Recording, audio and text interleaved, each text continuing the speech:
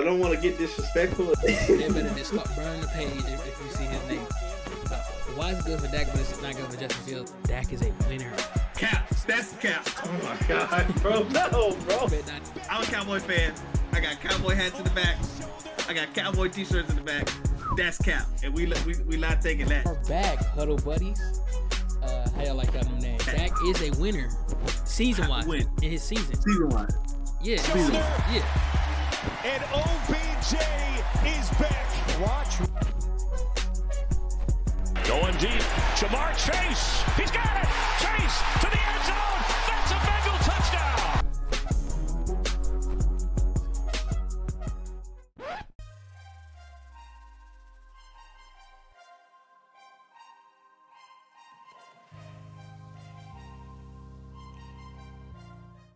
Welcome back to BTH Podcast. I am your host, Marshon Fairley, along with my co-host and the star, DT. How are you doing today?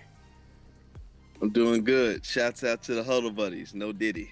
Hey, shouts out to the Huddle Buddies indeed. And as you can see, I got our guest today, so you know we're doing mock draft content. Andre Fairley, brother from the same mother. How are you doing today? Appreciate you guys for having me today. It's a blessing to be on here. Excited to be here with Teddy Bridgewater Sr. and Rob Wade. Here we go again. With that being said, got some action-packed content for you today, guys, the Huddle Buddies. So we are going to go over our mock draft content. This is our BTH mock draft 1.0. We did do this last week, but your boy is a goofball, but it's okay. We're going to go ahead and keep it moving. So with that being said here, the way it's going to go is Andre has the first pick, I have the second pick, and DT has the third pick, and then it keeps rotating in that manner. We're only going to do the top 15 picks, and then after, maybe in the future, we're going to do after that, or we're going to post the rest of the picks. But with that being said here, to start off with for our mock draft, Andre, with the number one overall pick, the Chicago Bears choose. The Chicago Bears will be choosing the one and only Caleb Williams. You guys know how I feel about this individual and his quarterback nature, his prowess, what he has done in college, and how great and capable he will be in the NFL. He comes in at 6'1", 215 pounds, most NFL-ready quarterback who is smart and an efficient pocket passer. Analysts compare him to Patrick Mahomes. I think that's a little overboard, but it's okay because he has great improv skills and excellent arm talent. He has a great pocket presence and can dissect the defense with his reads. The only negative he has really is he's not a true dual threat at the position, and his ball security can be a problem at times. So that's the feedback that a lot of people have for him, the negative feedback. He started 8 games with Oklahoma as a true freshman and finished with 1,921 yards and 21 touchdowns. And that's only with 8 starts in Oklahoma. He wasn't starting in the beginning of the year. His most impressive season was when he won the Heisman as a sophomore. He finished that year with 4,537 yards, 42 touchdowns. So it will be the wise choice for the Chicago Bears to go with Caleb Williams. If they happen to go with Jaden Daniels, that'll be a good pick too. It's a possibility, but I'd say Caleb Williams is the go-to. He's the most NFL-ready quarterback. Very impressive at the position. He has the toolkit, the skill sets, the assets, anything you can think of as a quarterback. So he in my opinion, he will be the go-to at number 1. Okay, understood there, and good pick there. You know, that's the consensus pick. Number 2, I have the Washington Commanders choose Jaden Daniels. No brainer here, guys. Caleb 1, Jaden 2. Commanders just shipped off Sam Howell for a 3rd and a 5th to Seattle, so definitely a QB needy team. So with that being said there, and they also do have a new coaching regime with Coach Cliff Kingsbury at offensive coordinator. I had to make sure I pronounced that correctly. At offensive coordinator, Cliff has a track record of coaching NFL QBs all the way back from Case Keenum in 08 and 2010 to Johnny Football to my GOAT, Patty M's Patrick Mahomes. And then he also went to the NFL and coached with my boy Kyler Murray, and then went back to college and coached actually the number 1 pick, Caleb Williams. So with that being said there, no brainer, Jaden Daniels to the Washington Commanders. Go ahead and give my man another quarterback to coach and win Offensive Rookie of the Year. DT, you got number 3 with the New England Patriots. Oh wait, there's news. What's going on? Do do do do do do do do do. That's a little song they play. There's been a trade. The Minnesota Vikings have come up to take, drum roll please, JJ McCarthy. Oh my gosh! I put JJ McCarthy as the number 3 quarterback because I sat and I thought about what Kevin O'Connell would want at the position. And, if we think about what we saw from Kevin O'Connell in the Netflix series Quarterback, he just wants the guy who's going to do what he says, when he says it, and that's coachable. And, there was different moments in Quarterback where the relationship between Kevin O'Connell and Kirk Cousins for Kevin O'Connell was somewhat frustrating. There was times where, Kevin O'Connell was just asking Kirk to just trust him and follow the read process. And I feel like of the 2 quarterbacks left on the board, JJ McCarthy and Drake May, I feel like JJ McCarthy is going to fit what Kevin O'Connell wants more, in a sense that he's going to be more coachable because JJ McCarthy just dealt with Jim Harbaugh, who can be a hard person to be coached by at times. Mm-hmm. He's also got the better processing skills. He doesn't have multiple games on his tape with multiple interceptions like Drake May. And he's just an overall better processor and better decision maker. And I think that fits the McVay and Shanahan and O'Connell offenses better than what Drake May can offer. Understood there, and I would agree with that pick. I'm a helmet scout certified. Not a fan of Drake May. With that being said here, pick number 4 goes to Andre. Who do the Arizona Cardinals choose, Andre? The Arizona Cardinals will be picking Marvin Harrison Jr. Marvin Harrison Jr. is the ultimate weapon for the Cardinals.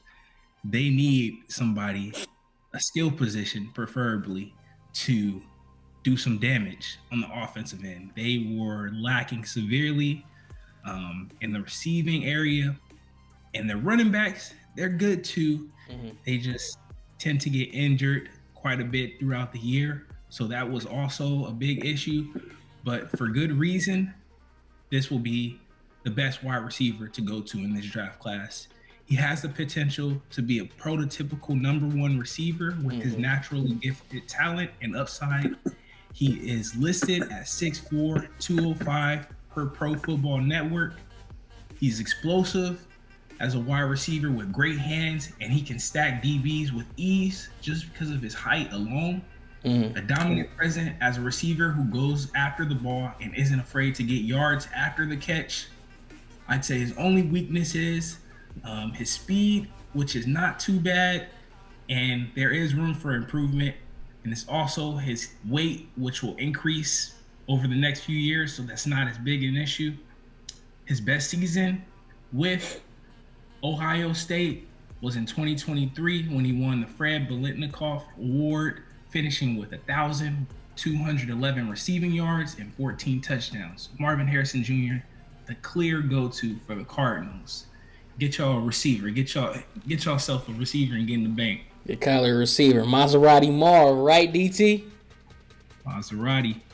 I'm glad you came to me, big dog, on this pick. I'm glad. How many Maseratis do y'all know that go 60 miles an hour at the cap? How many Maseratis do you think are owned and registered in the state of Ohio? What the? Let me know if I'm tripping. We don't to have the nickname Maserati Marv. You got to be running that Xavier Worthy, that 4.21, right? The man didn't run no 40 at the combine. The man didn't run no 40 at his pro day. We ain't seen Negro workouts since his last regular season snap. The man didn't play in no bowl games. Come on, dog. Hey, Darren, you got to get over that, dog. That's a generational talent. That's a generational talent you talking about. Cap. That's cap. We can't say he's a generational talent because we don't know what his 40 is. We don't know how fast he is. I wouldn't hear all that. I heard some people say, "Oh well, you can track his game speed on tape. You can tell how many miles per hour he's running." No. I don't want to do all that. I want you to put your damn hand on the line, and I want you to run down 40 yards. It ain't gonna kill you. You had 2 opportunities to do it. You didn't do it. It make me think you hiding something. Oh. You already play in the Big Ten, and we already know. You know what I'm saying? What be going on out there? We ain't gonna say no more than that. We don't. Hey man, get on with your pick, man. No, hell no.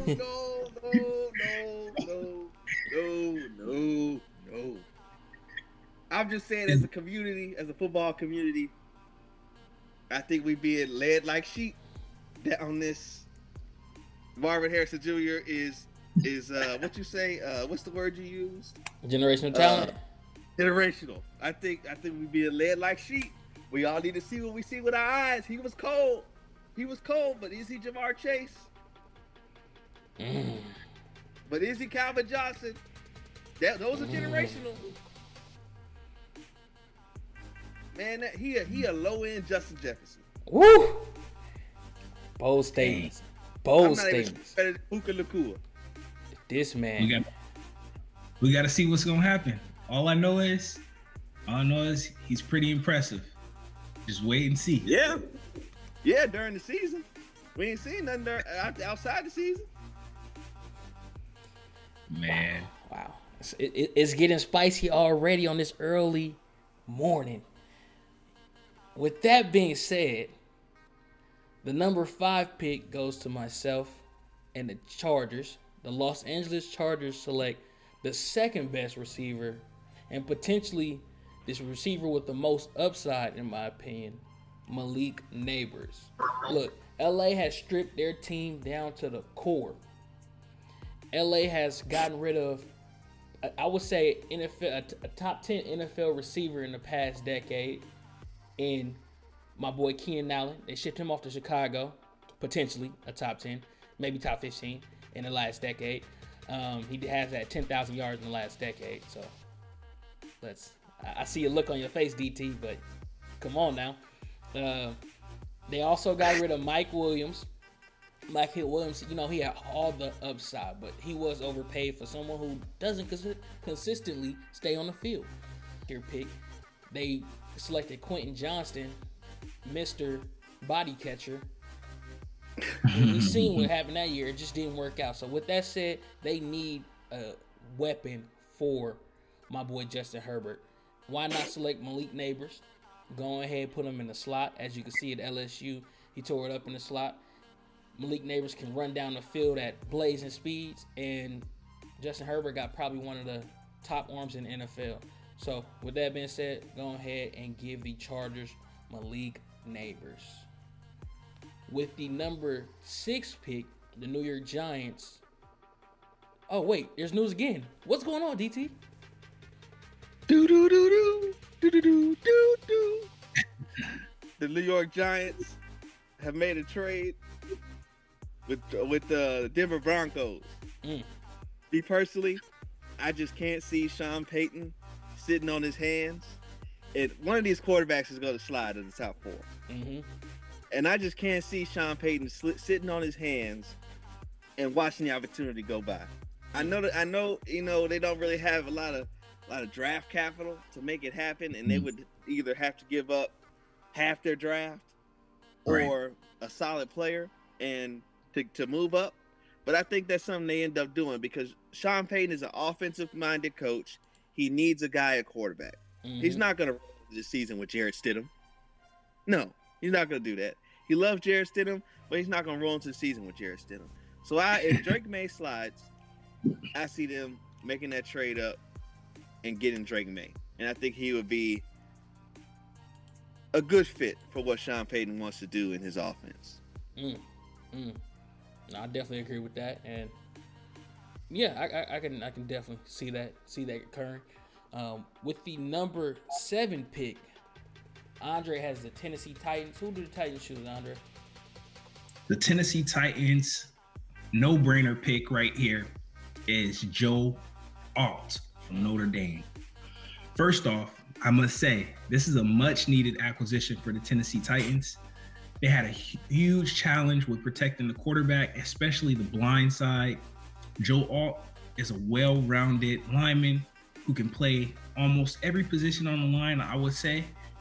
After looking at the film, he thrives in the run game because of his dominant strength and technique. He can also pass protect due to his athleticism and height. He comes in at 6'8", approximately 315 pounds. His only cons are his inconsistent footwork, and he can be late with picking up his hands when he's kicking back to pass protect. So that's one of his weaknesses, I would say, is pass protection and getting those hands up, making sure that he gets into the defender so that way he can engage and stay on them. Joe Alt, I would say, would improve the O-line for the Tennessee Titans drastically. So they need to go ahead and get in their bag and get them a little Joe Alt. Oh, no, understood there. Protect my boy. Protect mayonnaise in his coffee, Will Levis, man. Go ahead and give him a offensive lineman to go ahead and protect his blind side. So I definitely agree with that pick there. We are on number 8, my pick. So the Atlanta Falcons select the best edge rusher in the draft, in my opinion, Jared Verse. Look, Jared Verse has all the skill and all the talent. The Atlanta Falcons need an edge rusher. They had 13 sacks between Calais Campbell and Bud Dupree last year. Both departed in free agency with Calais Campbell. Relax, brother. Relax. Calais Campbell departed to the Ravens, and Bud Dupree went to the Tennessee Titans.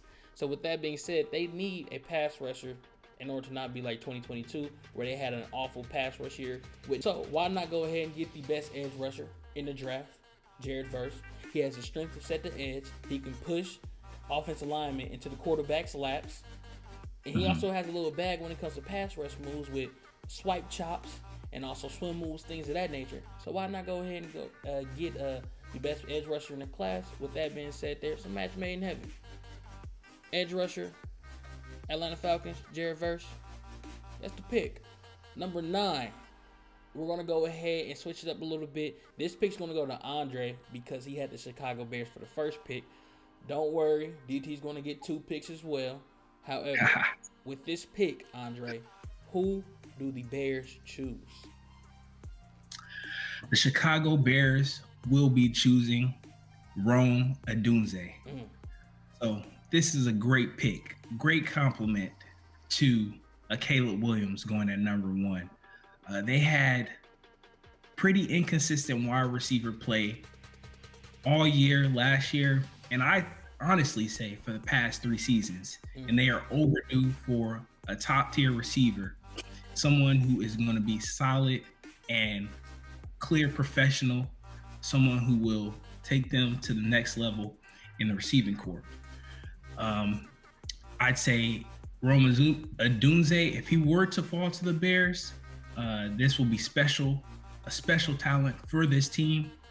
He is, in my opinion, the 2nd, maybe 3rd best receiver in this draft class because of his mechanics and fundamentals at the position. His speed is not the best, I'd say, but he has a chance to prove many people wrong in the NFL. Like I said, he's a professional, gets the job done, and he's willing to improve. That's the thing. When you come in as a rookie, you got to be willing to take that next step and improve each year. So I think Odunze has that. He has that it factor. He will keep going. He will continue to improve. Comes in at 6'3", 212 pounds, and has been compared to Larry Fitzgerald just because of his build, his body type, and everything, and his hands, all of that. I'd say Rome Odunze, he will be a solid pick for the Chicago Bears at this draft point in position. I know, definitely understood. Definitely agree with that. They're getting kind of overloaded out there in Chicago. DT, I do have a question for you. Rome Odunze, what are your views on it? Since you don't like Maserati Marv, what are your views on another slow receiver in Rome Odunze?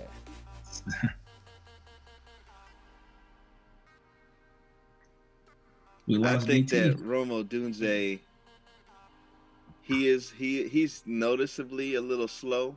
Mm-hmm. But I think it's kind of hard. Like, like he's like Larry Fitzgerald 10 years in. You know what I'm saying? Larry Fitzgerald was never a Blazer, but it's like, okay, if you start with the 10-year Larry Fitzgerald package, Mm-hmm. where can you go from there? And I feel like we've seen Romo Dunze win the level at the level he needs to win, if that's going to be his speed package while he was at Washington. Mm-hmm. Like, we've seen him make contested catches. We've seen him have balls thrown in tight windows and make the catch. One thing that people rave about for Romo Dunze is his catch radius and his strong hands. Mm-hmm. So if you're going to be a guy that doesn't create a whole lot of separation, that's going to be like a strength that you need, and he has that. So I do think he's a first-round talent. I do think he's a very good wide receiver, but his speed does concern me, and the way I like to play football, how I would draft, Romo Dunze would not be a fit for me, because I personally like burners. NFL mindset right there, DT. Enamored with speed and arm strength, but not the best overall talent. With that being said, here, go ahead and transition, DT, into the next pick, since you have the New York Jets. Who do you see off the board? All right. The New York Jets pick, I teetered between Quinyon Mitchell and Nate Wiggins.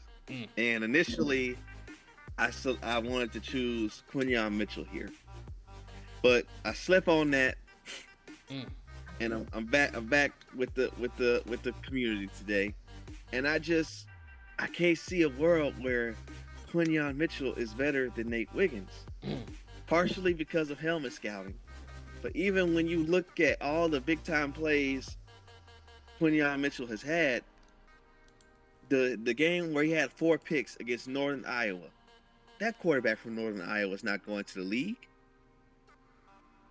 Quinyon Mitchell is going to have so much of a uptick in talent of the quarterbacks he's playing against and the receivers he's playing against, that I don't think that he's going to be able to be competitive, especially if you're going to pick him in the top 10. Right? And so when I look at Nate Wiggins has played Johnny Wilson. Nate Wiggins has played Quintez Watkins from North Carolina. He's played against Drake May. He's played against Keon Coleman. He's played against a bunch of guys. He's played against Xavier Legette and clamped him. And so, and I'm high on Xavier Legette from South Carolina. Okay. And so for me, what I see in Nate Wiggins is a smoother athlete. I love his closing speed.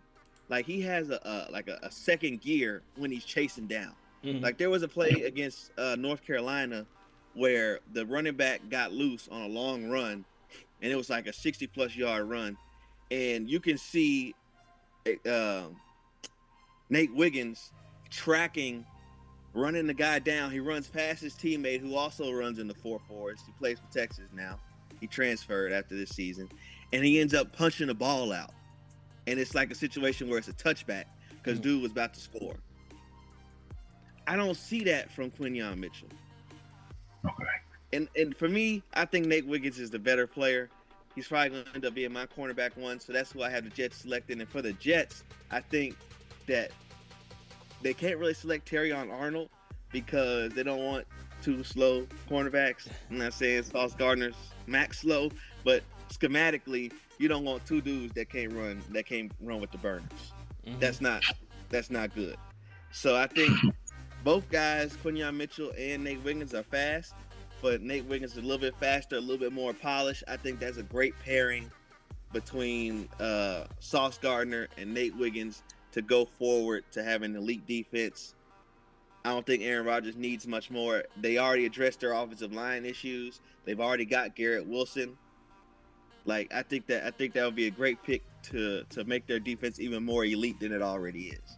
Okay, understood there. And you see the schematics along with the helmet scouting, along with the watching of the film from DT. So definitely agree with that pick there. With the next pick here, I have the Minnesota Vikings because they did trade down from New England. I'm sorry, I have the New England Patriots because they did trade down with the Minnesota Vikings. And I see them selecting New England Patriots, selecting Brock Bowers. And the reason I see them selecting Brock Bowers is because even though they do have Hunter Henry and then also Austin Hooper at tight end, it would seem that they don't need another tight end. However, I don't see Brock Bowers sliding down this low in the draft. This man in any other draft is a top 5 potential talent, and he's sliding all the way down to number 11. I don't see that occurring, or I don't see him sliding any further. So New England will select Brock Bowers, and they will go ahead and provide their potential quarterback in the later rounds, early second rounds, either Bo Nix or Mr. Penix, a weapon to go ahead and throw the ball to. Look, New England needs a lot. They need a lot to even be competitive, especially in their division. Tough division. So with that being said there, they provide their potential future quarterback a weapon. They don't have any wide receivers. No offense to the wide receivers on the roster. Y'all just got to do better. Juju Smith-Schuster, got to do better. Osborne, I believe, is on the roster. Got to do better. So they just got to do better. So I don't see him sliding this low, but if he does, of course, New England will go ahead and pick up him. But I can also see New England obtaining A.D. Mitchell because they do need wide receivers, or Brian Thomas because they do need wide receivers, as stated, from LSU.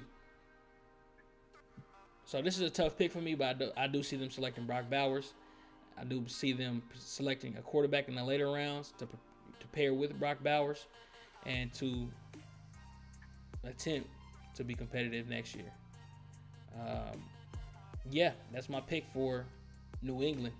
Sorry I couldn't provide you more, but this team need prayer and Jesus, because they need more than that. I'm saying they're not gonna do well next year, and Easter just passed, so they need God Himself.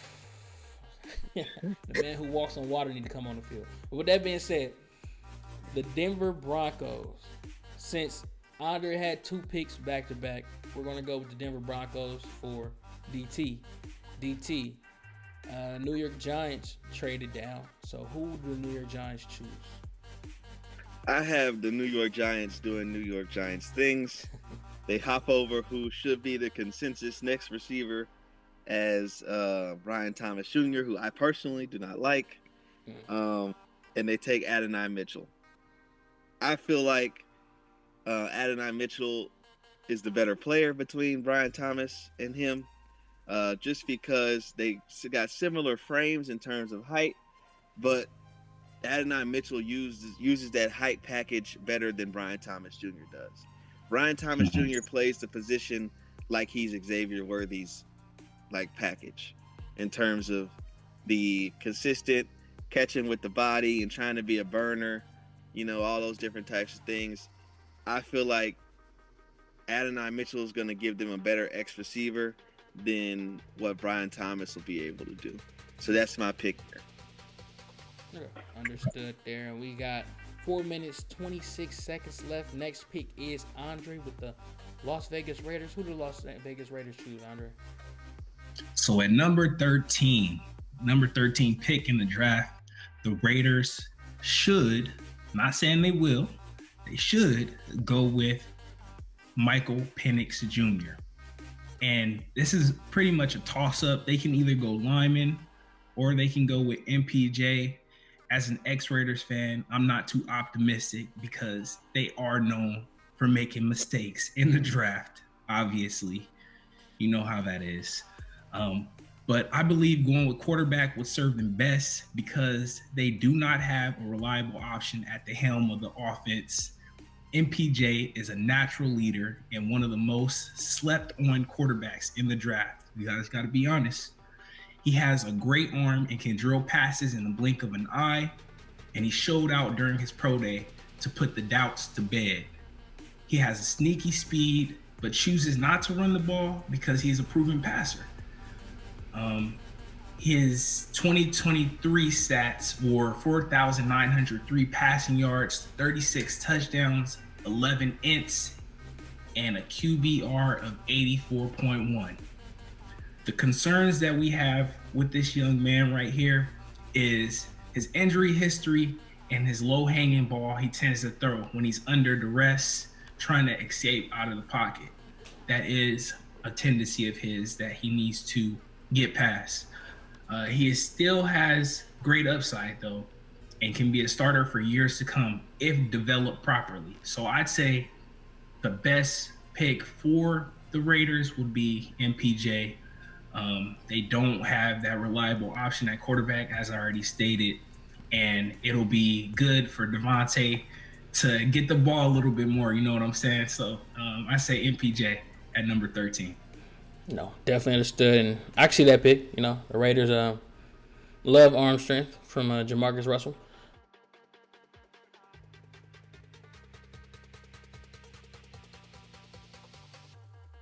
Welcome back, guys, from commercial break. Marshon, DT, Andre. We're going to go ahead and go into our couple more picks for the mock draft 2024 BTH 1.0.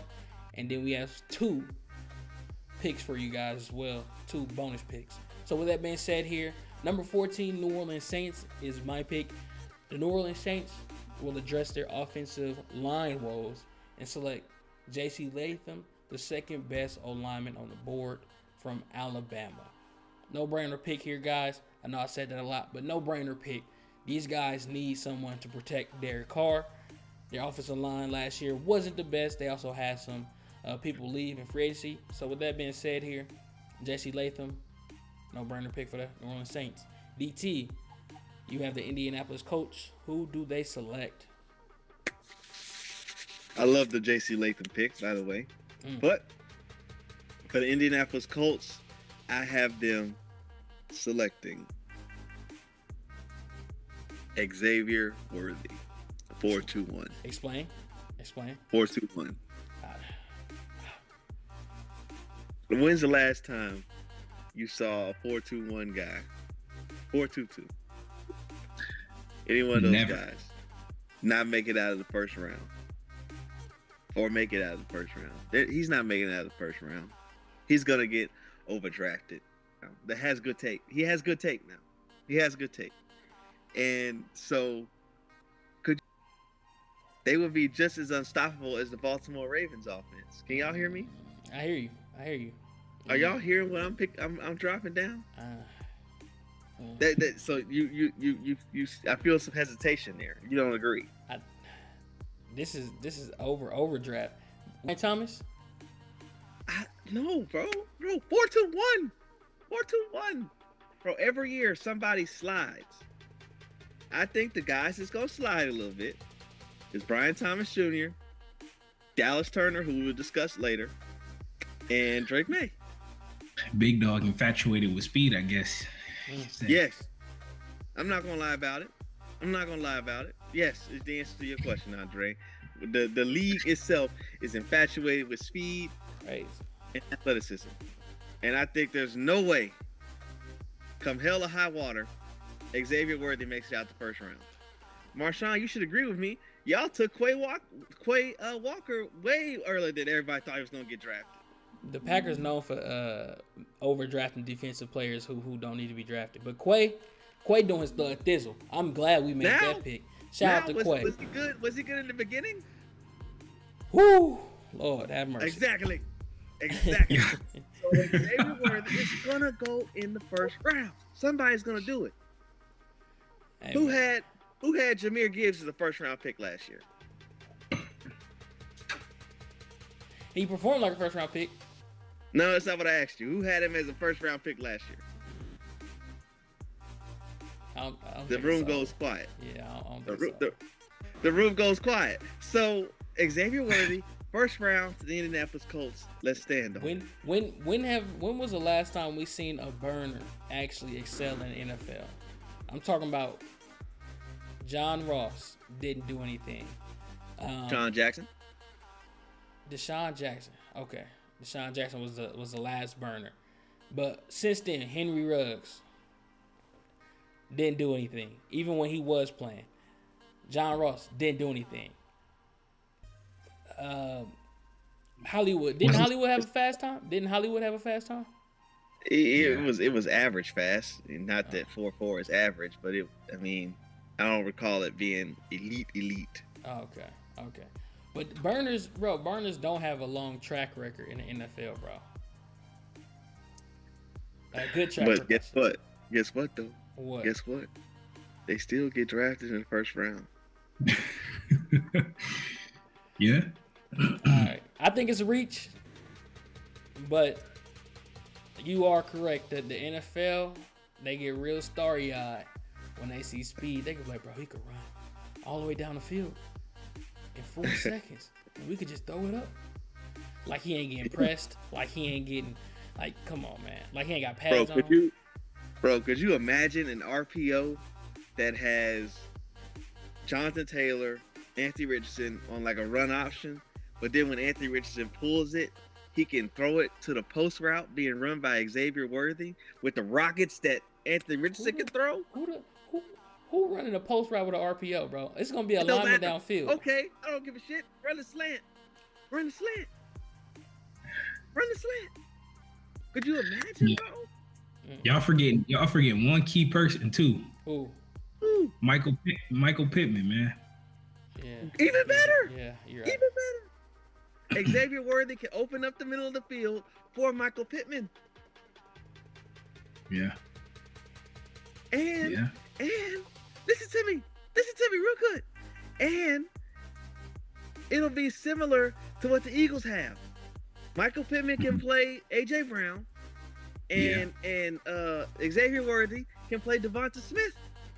Yeah. My only concern with them is their injury history. Like Jonathan Taylor, he's been getting injured a lot lately. Bruh. Anthony Richardson just came off injury, right, Andre? Yeah. Yeah. Also, Xavier Worthy broken hand in college. Oh, that wow. was one time.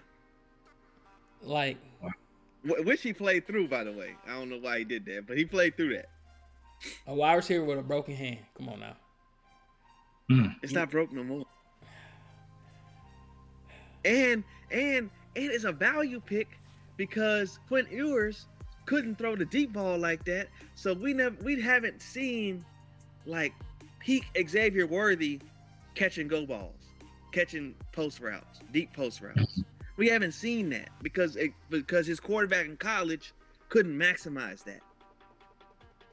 Okay. So in terms of overdraft, there's still some meat on the bone and potential that he didn't get to show.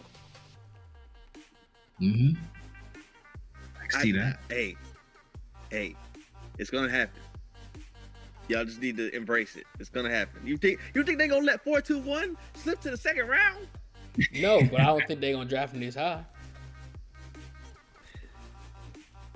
You think they're gonna let 4-2-1 slip? I guess not. I think What 4-2-1 draft probably position would gonna you go to the take in Chiefs. I agree with that, Andre. I agree with that. What did he say? What did he say? I think 4-2-1 gonna go to the Chiefs. At 32? Yes, sir. Yes, sir. And that's, bro. Hell no, bro. The league not gonna let that happen. The league, the league not gonna let that happen. Okay. No. But No, with this that being is where said it here, happened. with that being said here, it is DT's draft pick, so we have to Oh, respect now that. it's just me. It's I the think it's an PTH draft overdraft. pick. We co-sign all that. The logo co-signs that. The logo does co-sign it. I think it's an overdraft. You see Andre with the reach, but it's all good. It's all good. 2 bonus picks for you guys. And if you guys guess the Packers and the Cowboys, you'd be correct. Oh my gosh. Yes, sir. Now with the 2 bonus picks, the Cowboys actually have the 24th pick, and we all know, you hear the intro. DT, who is the Cowboys pick for the first round? All right. Now I'm gonna give it to you. I need to mention who's off the board just by player name. Leitu Latu's off, Terrion Arnold's off, Olu Fashanu's off, Byron Murphy got drafted, Talisi Fuaga's off, Dallas Turner's left, Quinyon Mitchell's gone, and Bo Nix is gone. All right. The teams will post that later. But the Cowboys select Penn State edge rusher Chop Robinson. The days of DeMarcus Lawrence almost getting there, but not quite. Almost over. They're almost over. We elect a money 5 position player in Chop Robinson instead of Graham Barton or Jackson Powers Johnson, who I think is a great player, but you don't draft centers in the first round. You don't do that. What you draft in the first round is edge rushers, cornerbacks, quarterbacks, wide receivers. Those 4 positions. Mm-hmm. And so this is the best player available in that regard. Chop Robinson. Though he's a little undersized, you can't debate that he's a mini Micah Parsons. He's got tremendous ball get off, tremendous power, tremendous closing speed, and his motor is the best motor in this draft class. I mean, the guy, he's relentless to the point where he's getting screened all the time. The other teams are always throwing screens off him. I love this pick. This is Chop Robinson to the Cowboys. I don't care if he wears 44 or some other number. If this happens, Dallas needs to run to the podium with Chop. They need to have Chop Robinson written on the card the day before. The day before. I rest my case. We'll get a center later, y'all. We'll get a center later. I'll get you your center. Just let me get your center and your guard later. I'll do it for you. Hey, Chop will be a perfect. He will be a perfect compliment to. I'll get all that for you later. Just listen. This is the pick, dog. This is the pick. Okay. I yield. Okay, Andre, what were you gonna say? Chop would be a perfect compliment to your boy on the other side too. He would be a perfect compliment, honestly. Absolutely. I can see that. I like that pick. I actually like that pick. That's aggressive. Like you said, interior linemen are a dime a dozen. I do think that interior lineman you're passing up on is pretty good, but he's an exceptional player. But what did I say in the pre-show? I just need a couple fat guys to get in the way. That's it. That's all I need. And I don't need a fat guy from the first round to get in the way. And then it's no fat shaming. Your boy 240 at 5'5". Okay? I just need a couple fat guys to get in the way. I don't need that in the first round. I don't. Just get you another Tyler Biadasz level player. And keep it pushing. You don't need a first round center. The Dak Prescott 2024 sabotage tour continues. Hey, he on his way out, dog. He done had the best everything. He had the best offensive line. He had elite receivers twice. Dez Bryant at the end, and now CeeDee Lamb. He done had a solid defense. Okay, he ain't been able to get it done. So we need, because he wants the 60. He wants the bag. He wants that 60. We need to see what he can do with Patrick Mahomes level teammates. But since he want to get paid the 60, we need to see that. So we're going to go over here and we're going to build the rest of our team. And since he wants the bag, say he wants the responsibility of the 60, let's see what he can do with the 60. Let's see. Let's see. That's what we're going to do, okay? And we're going to get ready for the year following. And we're going to have our elite defense with Chop Robinson and Micah Parsons. And we're going to roll with that going into 2025. Thinking ahead. Next pick, bonus pick, my team, the Green Bay Packers. They select that tackle from Washington, Troy Fontanu. Look, guys, our left tackle of the decade, for the past decade or so, he did struggle with standing on the field. The injuries were catching up, so it was about time we parted ways. Our next lineman up, who did perform last year while Bakhtiari was hurt again, Rasheed Walker, he was pretty decent. He was all right. But in order for us to protect our new quarterback, who we're going to pay, we need to get a lineman who can go ahead and withstand and be there for his entire career. So we're going to go ahead and get Troy Fontanu. He protected Penix up at Washington, did his thing up there. Now he's going to come to the NFL. He's going to go ahead and he's going to protect Jordan Love. And we're going to win some championships as well. So it's a win-win situation for everybody involved.